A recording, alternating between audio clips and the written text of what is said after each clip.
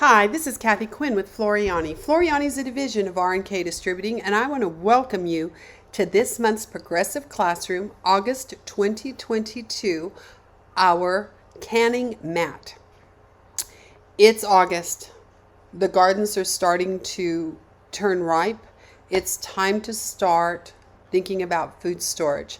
I water bath can, I pressure can, I freeze dry, I dehydrate, because I want to get all that food put up and not waste. I mean, it's bad when you walk into the synagogue with a bag of tomatoes,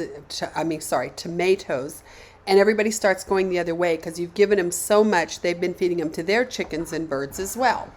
So I like to make sure I've stored the food up. But in order to can, I'm always looking for, I find a towel, then I find a dish towel to go on top of it to set on my granite counter, because I don't want the jars shattering as they come out of the pots, because I've experienced that before by putting down just maybe a dish towel and then setting my jar down. It was still cold enough to cause the jar to explode or break. So I thought, this is crazy. I'm just going to make me a mat. So let's get started in how I did this. Okay, the first thing I did, and I want to show you the design that we're going to have when we finish. So this is going to be our design. And if you grab a section of something, a lot of times you can find out. For instance, if you wanted to find out what size did I make my text? What size did I make my smaller text? You can find that out when you save a design in WAF. When you go back to it, all your original settings are there. If you don't remember what kind of text you used, apple pie, I used the port. So you get the idea, and it shows you the size. So always know, anytime you really like a design, the way it's been done, say you have a design from another designer, Anita Good, John Deere, Embroidery Library. I mean, there's tons of them. And you like a certain way they did something, check the sizing, check how they did it. For instance, if I wanted to say, well, what size was this jar? What size did I make the jar? I can select it and come over here and say, oh, I made this 5.14 tall. You get the idea. So you can always find out about designs if you select pieces and see how whoever did it. They didn't have to create it in Floriani software, because we're a commercial package. We can read everybody's formats, so you don't need special software to look and see how they did things. So let's come back and get started on this. Now, the first thing I did is I measured the dish towel. I bought 2 dish towels, making sure one of them had a big enough surface to do my design on. So I measured the overall towel. Now I'm going to come up to my custom shapes, and I'm going to left mouse click on my square. I'm going to draw this out, select it, and then come over here to my transform icon. Now I'm going to deselect maintain aspect ratio. Now when I measured that, it was 24 inches by 16.5. And of course I'm using it in the sideways orient. Your dish towels go another direction. This one is going to be a mat laying this way. So I'm going to apply that. Now I will come to where it says 100%, and I will fit this to screen. Now I'm going to simply copy and paste it, right mouse click copy. I want it to copy directly on top of this one. Right mouse click paste. Now with this one, I'm going to put in the size of my hoop, which is 16 and 10.5. So that's going to be my design area. This is where I can create in. This gives me a visual of how it will look in the overall piece, and it makes it easy for me to see. I'm very visual, and I need to see things. So now I needed a mason jar.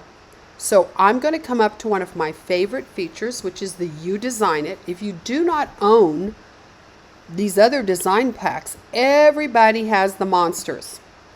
But if you want others, you can purchase them from your dealer. And a lot of times, if you have an educator in your shop from Floriani, we'll have a special on buying the whole bundle of designs together. So talk to your dealer, have her call us. So I'm going to come to Monsters and left mouse click and come down, and I'm going to go to Venus Jars.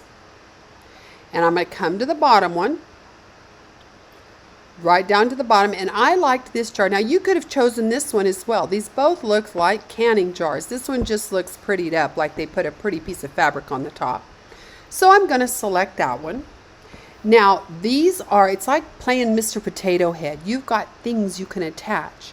So I want to attach a label.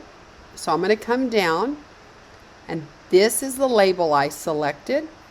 And then you could put a fun little guy down here. They have lots of little, embellishments. And let's say I was doing cherry jam, I could stick that on. But I'm not going to put an embellishment on this one. But know that you can. Whoops. Remove. There we go. Okay. Now that I've got that, I'm done. That's all I wanted out of here. So I'm going to say OK. Now it's going to open in its own page. It's not going to merge into this design. So I'm going to right mouse click, copy. I'm going to come back to my design, and I'm going to right mouse click and paste.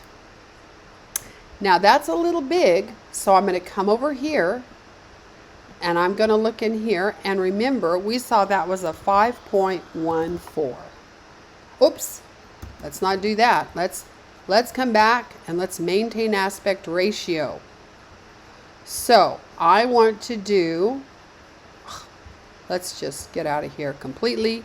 Let's reselect it. I don't know, sometimes I do these things. Now notice the label didn't get selected. The jar did, but the label is a separate piece. So what I'm going to do is I'm going to, holding my left mouse key, I'm going to draw a box around it. Everything's selected, and I'm going to group it. See my little group icon? That way, whenever I just click on it, I'm going to get everything.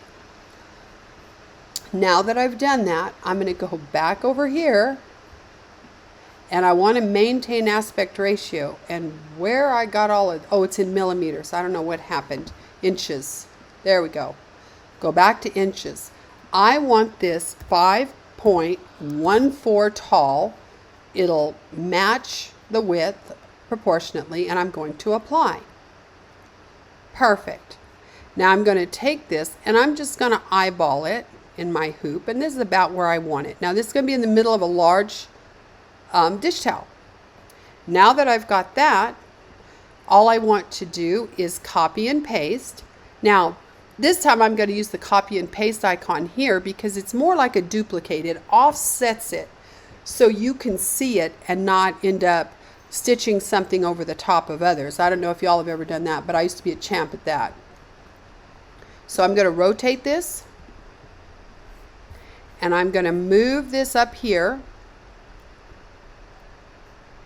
and I'm going to kind of make it just about, pretty much the same that I had. There we go. So now I've got my 2 mason jars. Now what I want to do next is I want to put labels on these jars. Now look, this is going to be an applique. You can tell that there's nothing behind this jar. So we need to create an applique. So let's go ahead and make our cut file. Since we're starting here, let's just go ahead and do that before we get any farther. I'm going to come down to my placement line. That is my placement line. That's going to tell me the exact size of my applique piece. So with it selected, I'm going to right mouse click, copy. I'm going to open a new piece of paper by clicking on the piece of paper in the upper left hand corner. And I'm going to right mouse click and paste it.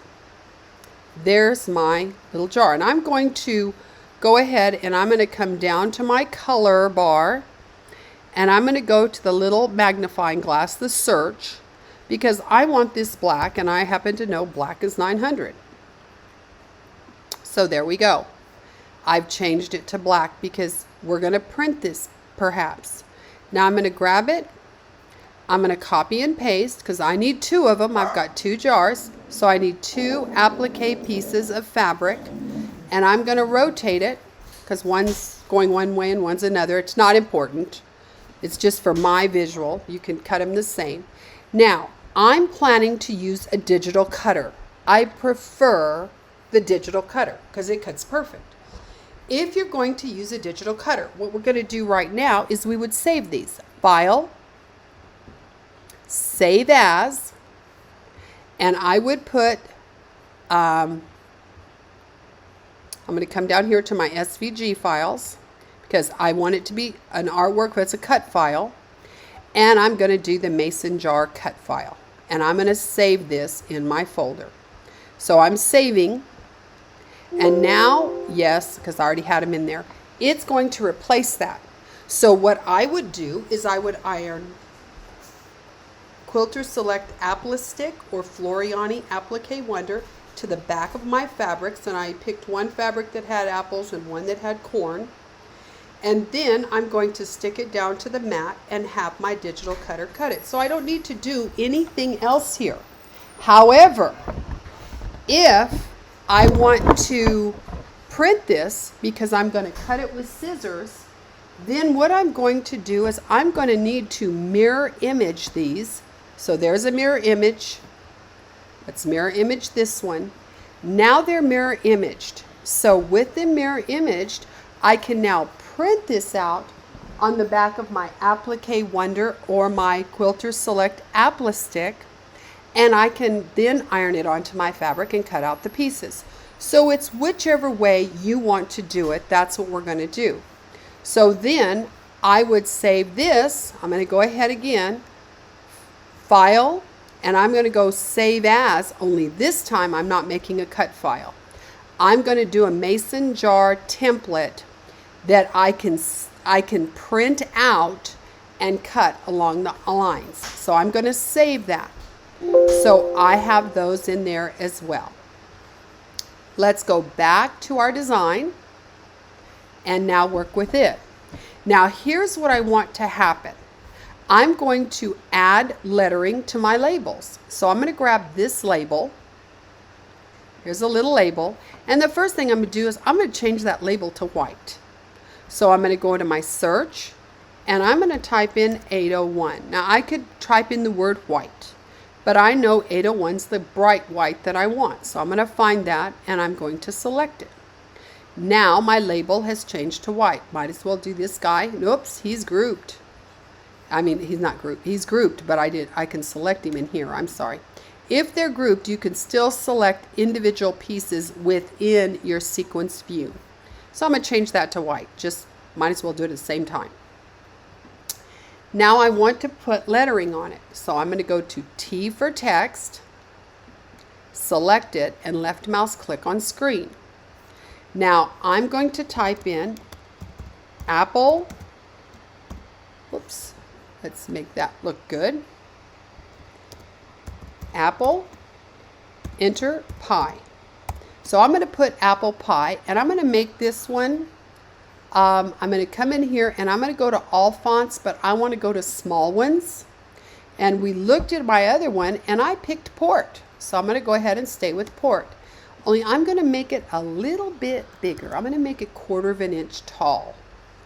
I can apply that. And now that that's been applied, I can get my hand and I'm going to go ahead and stick it on here.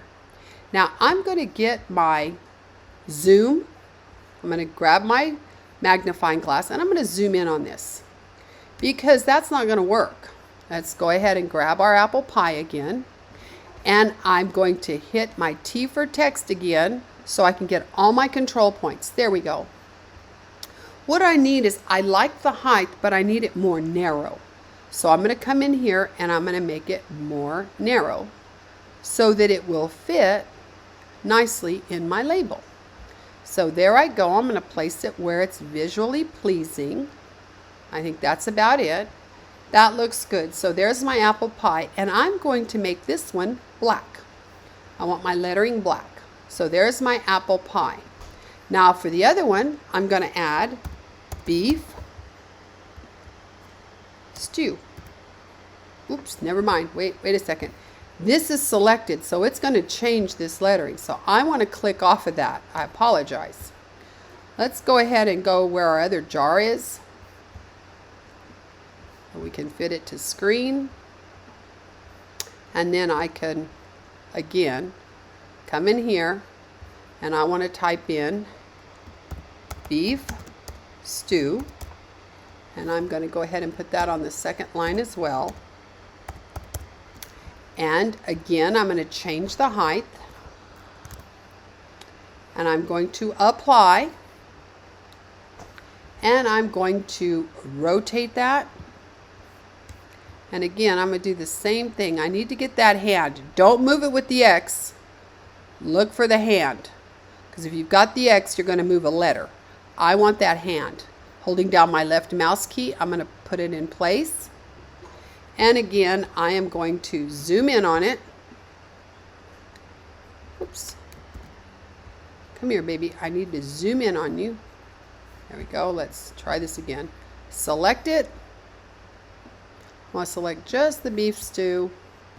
Just giving me a little bit of a challenge. Here we go. There we are. Now, I'm going to zoom in. And again, I'm going to do the same thing. I want to make sure I have my control points. And at the bottom left, I can move this in a little bit so it looks a little nicer. Again, I want that hand. And there we go. Yeah, it could be better. A little bit better positioned. Maybe a little bit more this way. There we go. So now I have my labels done.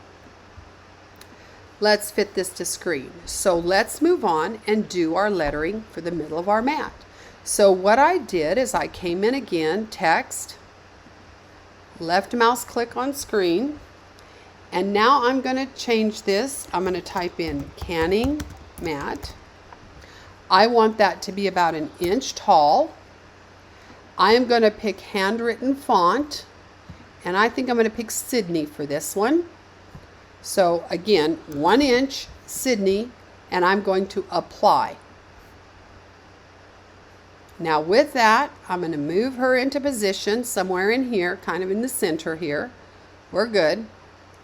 And with that, I'm going to go ahead and change that one to red. I want it red.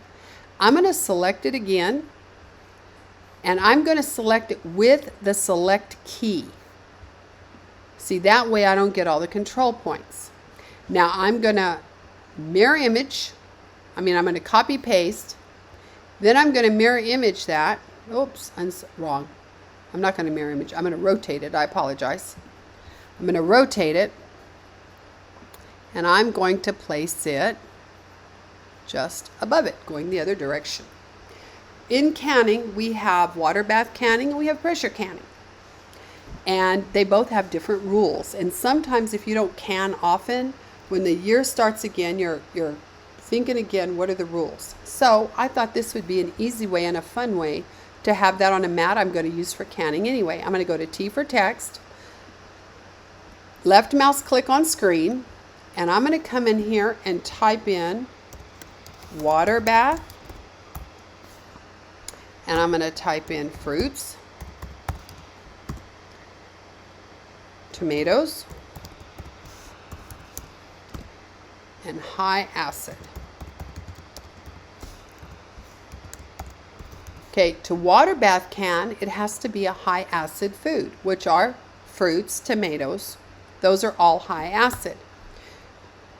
Because you can kill germs, kill the stuff before you seal it if it's a high acid food at a much lower temperature. So I'm going to apply that, and I'm going to make that 1/2 inch. So we'll let that generate here.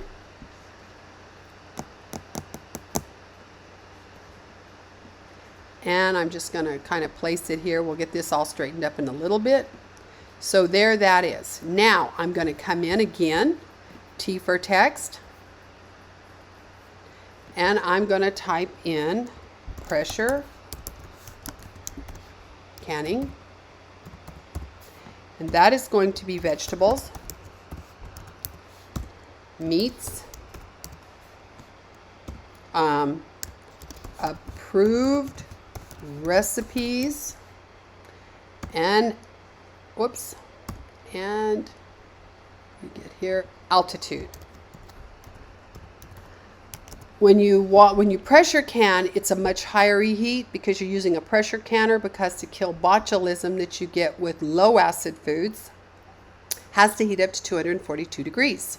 So by using a pressure canner, you check your altitude to know how long to can for. It's a very different process, very easy. It's just a little, you have to have a little more caution when doing this. And I'm going to apply, and now pressure canners, I mean, we all had horror stories of our grandmothers, the pressure cooker blew up and it was all over the kitchen, all that. Pressure canners now don't have those challenges. They don't come apart like they used to. But be real careful when you're canning. Don't just go by some YouTube video. Make sure it fits all the criteria to pressure can. You know, is it a pressure can or is it a water bath can? Don't just follow a bunch of YouTube stuff, because, you know, people will try stuff, and if they aren't approved ingredients, for instance, I have a bunch of beef stew canned, but all the ingredients in it are safe for pressure canning, and they all pressure can at the same time, same everything, so that makes it good. So now I'm going to get my select key now. I'm going to select pressure canning. Holding my control key, I'm going to select canning mat, and I'm going to select water bath. Now that I have all of those, number one, I'm going to say make them all to stitch out at the same time, because as we created them in separate sections, the machine would stop. I don't want the machine to stop. Once it starts this lettering, I want to be able to do something else. I don't want to have to babysit the machine. So there I am. Now what I'm going to do with them all selected, I'm going to come up here to my align, and I'm going to say, you know what? I want you to align all the centers vertically. Perfect. Or horizontally, I'm sorry, vertically. So now I know they're all nice and straight, and I will look, does that look good? That looks good to me. Perfect. I'm happy. So I've, in essence, created the design, but I've got something else to do. I'm going to grab all this lettering, and since mine is going on a dish towel that has a nap, it's a terry, I want to make sure none of this small lettering gets lost in the poof of the towel. So I'm going to come up here to my nap control, and I'm going to left mouse click, and I'm going to say 1/8 of an inch bigger than my lettering is perfect. And you know, I'm going to cancel this. I'll tell you why. I don't want every bit of area done. So let's come over here and let's select this one. Let's go ahead and tell it, do that. Now I'm going to change that to white. I want that in white because my my dish towel happens to be white. I'm going to select canning. I'm going to do the same thing. And I'm going to select these in the sections that I have. Okay. And, ooh, I forgot to change that to white. Let me change this one to white. And let's change this one, and I'll go back and get that other one. Okay, and once we get that, let's change that to white. Now, I've got, if I look, let's look at our sequence view here. Well, let me get this blue here and fix this to the right color. Let's make this white and see how we're doing. So let's look at this real quick. We're going to do our jars. Okay, and we'll look at these a little more carefully in a moment. So what it's doing is it's doing the white and then the red, the white and then the red. Well, that would drive me crazy if I'm using a flatbed where I've got to change the thread every time. So instead of that, let me close out my properties so I can see this big. I'm going to come in here and I'm going to grab this. Well, let's just move up. Let's move this guy up. Let's I want to make sure all my ice cap is all at the same place. Okay, so I should have, that is that background. This one is,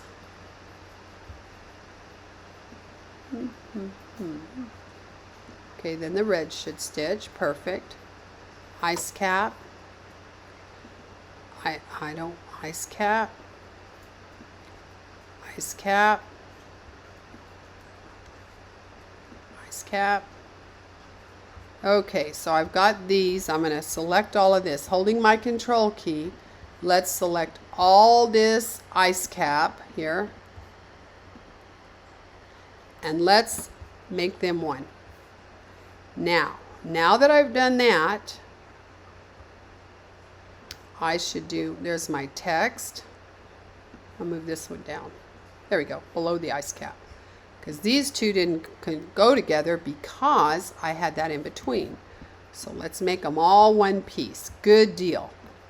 So now that's all going to go. Let's select all of these, holding your control key, select every segment of this lettering and select your color, and it's going to combine it. So now what's going to happen, we're going to stitch out all of our nap blocker. Then we'll do all of our red. That way we don't have to change the thread between each segment. So perfect, perfect, perfect. So that's done now. We're happy with that. Now I want to address my canning jars because I want them different colors and I want to think through the most efficient way to stitch this design. So the first thing I know is this is a placement line. Okay, and I don't care what color it is, I'll put whatever color I want in the machine. So I will stitch that out. Then I will come in and I will lay down my applique fabric. I will score the back of it, peel the applique or applique wonder away, whether I digitally cut it or cut it with scissors, and I will stick that down within that placement line. Then I want to tack it down. I'm not going to worry about finishing it, I just want to tack it down. Now I want to do the other jar the same. So I'm going to grab this, hold my control key.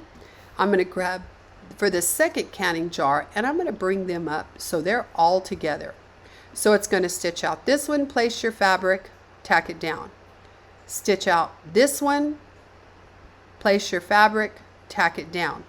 Now the jar can continue, but I want to look at changing some colors. Now, if you notice, if I look at this, it's the jar and the ruffle. What if I don't want them the same color? So let's hit the plus sign. I'm going to grab my first satin path, which is a zigzag to hold that down real good. I'm going to get a zigzag on this satin path, and I'm going to turn this red, because I want mine red. And then I'm going to come down and I'm going to get the second satin path. And now, let me put my properties back up. When I select, let me come down here, this second satin path, it's a satin done with the fill.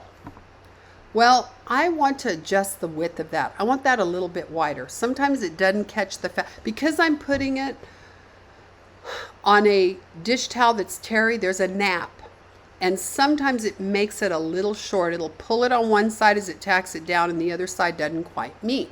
So what I'm going to do is change this to a steel stitch. It's going to look exactly the same, only now I've got some control. I want this width about a 4. Perfect. And I'm going to apply that. Now the next thing I'm going to do is I want that a little more on the inside than the outside. So I'm going to put it in 60%, 40% outside the edge, 60% inside. So now I've got that. Now when I come down, got those two. So I've got to turn him red. There we go. Now he's red. Now I have a challenge. The ruffle, I don't want that ruffle green. I want it white. It was made to match the jar. I want it to look like white fabric. So I'm going to change that to white. So I was able to change the satin stitch independent of this, even though it was one sequence. So now I've changed that to white. I'm going to come on down. Now we've got our second jar. Here, let me look up here. I want to just make sure I'm good. I'm going good. Life is good, yes. Okay. Now I've got this jar, and now we're going to look at this cap. Okay, so again, I've got a ruffle and the top of the cap. Those aren't the colors I want. The ruffle itself, I want it to be red. Now the top of that cap, I'm just going to grab this run stitch and hold control, and I've got this cap part. I want it to be white. I want to look like I put white fabric over that cap and screwed it down that had a nice little red ruffle. So we've got that part done. So let's keep going. Now I've got this band right here. See this band? I don't want that red. I want that to look like it's the silver screw cap we put on. So again, I'm going to come over here and I'm going to go to 461. I just happen to know my colors a lot. Find, and that is called chrome. So I want that to look like I've screwed the top on that little jar. I'm going to come on down. Now I've got my white label. Now this is the time, right before you stitch this label out, there's going to be red fabric under this because they're going to be apples. So underneath that red apple fabric, I don't want it shadowing through my white label. So I'm going to use Color Keep Topping prior to stitching this out. So I put my Color Keep Topping and it would stitch this white label out. Then I'm going to come down to the edging on that label and I want it red. My cup towel happens to have red stripes. That's why I'm picking all of this. I'm matching it to my towel. So this one is finished. So now let's do our next one. It's the same story. Hit your plus sign. This is that zigzag tack down. Wait, I'm sorry. This is our zigzag tack down. I'm upside down. I'm just going to turn it red. Now, when I get to my next piece, I'm going to make it red. I'm going to make it a steel, and I'm going to change it to 4.0, and I'm going to inset it 60. Apply. That's done. Keep coming down because now we want to make this white, and we want it to have a nice little red ruffle. So there's my red ruffle, but I want the top of my cap to look like it's the white fabric. So I'm going to turn it white. I'm going to come to my band. I'm going to make it the 461. And I'm going to leave my black outline perfect. I want my outline around there to be that red. And I am gold. What is this ice cap? Where is this stitching? I don't know. Huh. Oh, I have the lock on. Never mind. If you hit this lock, if you ever can't get something to show up when you're selecting it, chances are you've locked your design. So thank God. So there's all my white. Let's come on down. And there is my red. Woohoo! We are finished with our design. So we will now save this file, save as, and this is going to be my canning mat master, or the full design. I am going to save it in my Baby Lock Brother Bernina format, and that Bernina is a deco. It's not a, when it says Bernina, it doesn't mean your 880 or your 830 or your 7. You get it. Now I'm going to save this. Yes and yes. So now we are ready to put that on a jump drive and go to our machine. Now, I get the question, you'll see in my videos, you'll see a flatbed machine, such as, you know, one that you have, that you sew on and you embroider on. It's called a flatbed. Or you'll see my multi-needle. How do I decide which one I'm going to use? Well, my first decision comes with how big's the hoop, because my flatbed has a much larger hoop than my multi-needle. Then the question becomes if it'll fit on both machines. If I have a whole lot of thread changes, chances are I'm going to use that multi-needle because I don't have to babysit it. It just goes from thread to thread to thread. But there is a caveat. This has applique. So I would have to remember to tell that machine to stop after the placement line so I could get my fabric down before it kept stitching. So it's more what's going to take the less time for me. That's how I choose generally. So this design is finished. I hope you enjoyed, and I look forward to seeing you next month. Have a great one.